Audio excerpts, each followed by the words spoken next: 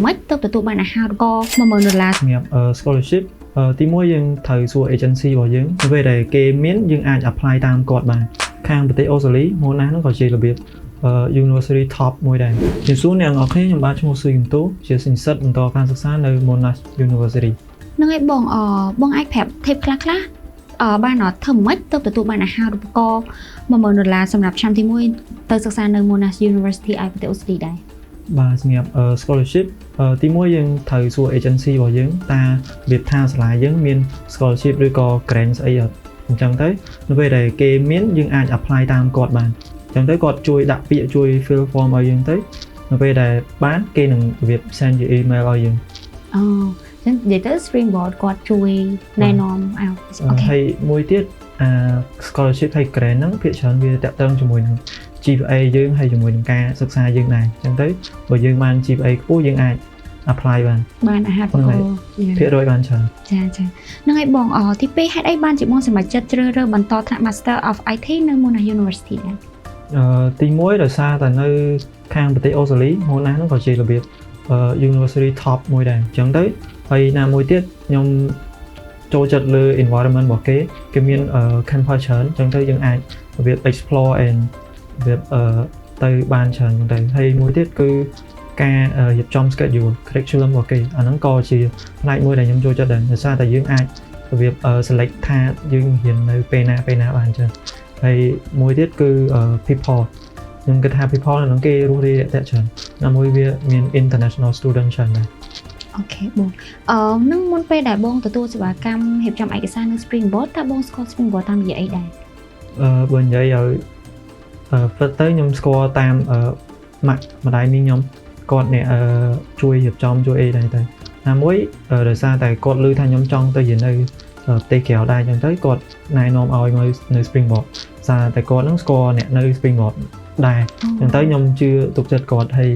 ណាមួយខ្ញុំ search តាម Facebook តាម website ទៅ Springboard មាន popular ដែរអញ្ចឹងខ្ញុំជឿទុកចិត្តចាអូខេបងហ្នឹងហើយបន្ទាប់ពីបានប្រឹក្សាជាមួយនឹង Springboard ក៏ដូចជាទទួលសេវាកម្មជាមួយនឹង Springboard ហើយតើកន្លែងណាដែលធ្វើឲ្យបងពេញចិត្តនិងមិនពេញចិត្តពី Springboard ដែរសម្រាប់ពេញចិត្តគឺគាត់មានពេលយើងមកគាត់មាន consultant អញ្ចឹងទៅយើងអាចរៀប discuss ពីអីដែលយើងចង់រៀនអីដែលសាលាដែលយើងចង់ទៅអញ្ចឹងទៅគាត់មាន advice គាត់មានរៀប list out all information university ដែលយើងចង់ដាក់អញ្ចឹងទៅយើងអាចរើសពីខាងនឹងបានហើយណាមួយគាត់អត់ឆាចសេវាទេគាត់ណែនាំយើងទៅទាំងអស់ហើយការដាក់ពាក្យការ fill out application អីក៏លើគាត់ទាំងអស់អញ្ចឹងទៅយើងគ្រាន់តែ provide like របៀប personal information របៀបនិយាយទៅរបៀប information ផ្ទាល់ខ្លួនយើងគ្រាន់ឲ្យគាត់ទៅគាត់ fill ឲ្យយើងទាំងអស់អញ្ចឹងទៅវារៀងស្រួលដែរហើយណាមួយវិញទៀតគាត់មានvoucher ដើម្បីឲ្យយើងរបៀប free flight ទៅប្រទេសដែលយើងទៅរៀនដែរអូខេហ្នឹងហើយបងដូចនិយាយចឹង Springboard មានចែកជូន voucher សម្រាប់ជនហោះទៅសិក្សានៅក្រៅប្រទេសចឹងណាអញ្ចឹងតើបងជឿអត់ដំបូងឡើយខ្ញុំគិតថាពេលគេអ្នក agency មួយធំមួយដែរអញ្ចឹងទៅគេនាំយើងទៅមិនដែរគេថាឲ្យរបៀប fly យើងទៀតគេរាប់រឿងឲ្យតែដល់ពេលហើយពេលដែលបាន consult ជាមួយគាត់ discuss ជាមួយគាត់របៀបទទួលសេវាកម្មពីគាត់ទៅក៏ជឿថាមាន flight ticket នឹងអូខេចាហ្នឹងហើយបង Springboard ចែកជូន voucher អញ្ចឹងតើបងមានផ្ដល់អត្ថប្រយោជន៍ខ្លះដល់បងដែរទី1ហ្មងគឺដោយសារថាពេលយើងទៅរៀននៅនោះយើងត្រូវចំណាយច្រើនអញ្ចឹងទៅថវិកាយើងហ្នឹងក៏វារៀងទៅតាមនឹងដែរអញ្ចឹងទៅពេលខាង Springboard គាត់របៀប free voucher ឲ្យយើងទៅវាជួយកាត់បន្ថយការចំណាយទៅប្រទេសអូស្ត្រាលីច្រើនចាអូខេហ្នឹងហើយបងជាចុងក្រោយតើបងមានពាក្យពេចន៍អ្វីខ្លះសម្រាប់សិស្សនិស្សិតដែលគាត់ត្រៀមខ្លួនទៅសិក្សានៅក្រៅប្រទេសហើយចង់ទទួលបានជោគជ័យដូចបងដែរសម្រាប់ tip អត់មានន័យច្រើនទេដោយសារតែបើយើងសម្រេចចិត្តថាយើងចង់ទៅអាហ្នឹងយើង confident របៀបយើងតាំងចិត្តរបៀបគេហៅគេ decisive យើងត្រូវ decisive មែនតើដោយសារតែពេលយើងទៅ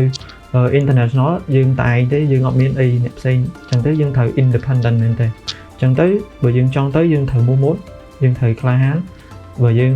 ដាក់ពាក្យថាទៅហើយយើងធ្វើឲ្យបានល្អ That's all ចាហ្នឹងហើយបងអរគុណច្រើនបាទអរគុណច្រើនទៅក្រៅទៅ Springboard go abroad go Springboard ទៅក្រៅ